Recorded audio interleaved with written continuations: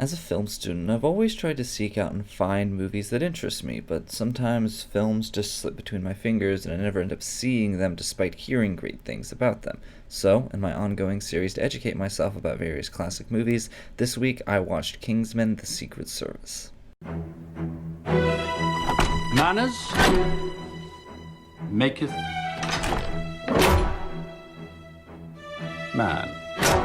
And I love just about everything in it. Like, I know that recently I've been ranking a lot of stuff very high, and I've been giving a lot of stuff really good scores, but god damn it, this movie's really good. The number one thing to talk about before anything else is just the personality this movie has. I talked about it before when I did my Hawkeye review, but I love things, and especially action, that just has personality to it. And the unique way that Matthew Vaughn films his action with the quick cutting, but not necessarily to hide bad choreography, but to more give it a comic book-esque style, and that combined with the amazingly witty script creates some of the best action scenes I think I've ever seen in a modern movie. That, coupled with the over-the-top, gratuitous, almost cruel violence present throughout, gives the movie such a unique feel.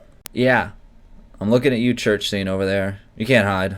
But that's not all. The movie doesn't just have flashy action and cool wittiness to its script. It also has great performances in there. I love Taron Egerton. There was a lot of things that he's been in that I loved. Obviously, Rocket Man.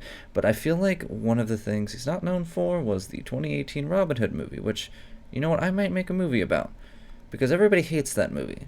And I love it. But he's not the only one. Obviously, Colin Firth does a great job. Michael Caine, Mark Strong. Oddly enough, I think my favorite performance was probably from Samuel L. Jackson, just because he has this ridiculous lisp throughout the whole movie, and there's like no reason for it, but it's just so funny, and it gives his character so much more personality, like I said before.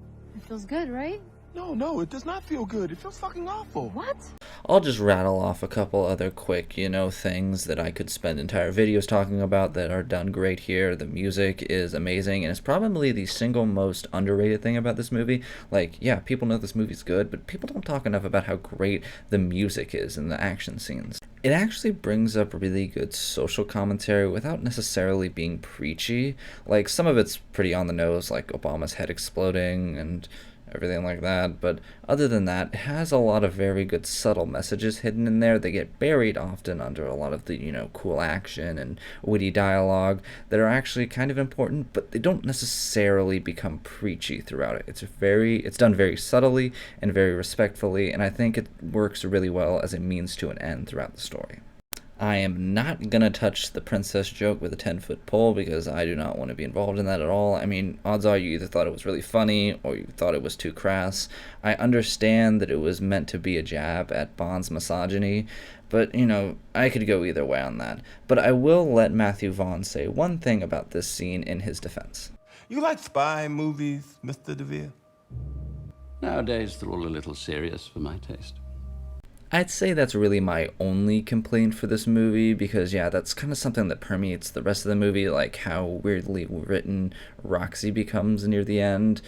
I could do a whole video on that, but, it's just kind of odd, like the fact that she's actually the person who becomes the Kingsman agent, but then is the one that doesn't end up, getting sent to actually go on the mission. Instead, it's Eggsy who failed. I just think that's a little weird. Also, like, right now I'm in the process of editing this, and I literally just realized, why would you send the one person who has a fear of heights to do the space hot air balloon mission? That just seems really stupid. The last thing I'll talk about is how amazing this movie is at adapting the sort of hero with a thousand faces type story, because I believe it was George Lucas who once said that there are only 17 stories that exist. Like, there's only 17 key versions of a story that you can tell, and you only ever are able to tell different versions of each of those. And obviously a movie like Star Wars is very clearly inspired by a lot of other stuff, but why it's so successful is because of how it tweaks and changes and adapts all of those other stories, and Kingsman does a similar thing. I mean, there are direct comparisons you can make here. Obviously, Eggsy's Luke, Harry is Obi-Wan, and I mean, you even have that scene where Obi-Wan or Harry, they both die to then inspire their young apprentice, Luke and Eggsy, to go on and do it by themselves, which serves as the turning point into the final act.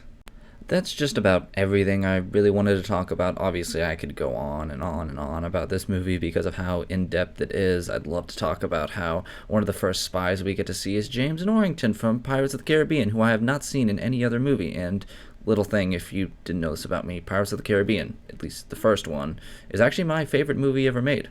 So I always enjoy seeing people from that movie in other works.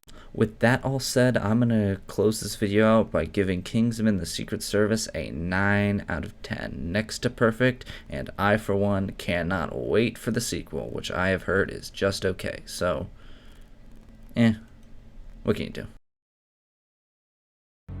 Well, this ain't that kind of movie.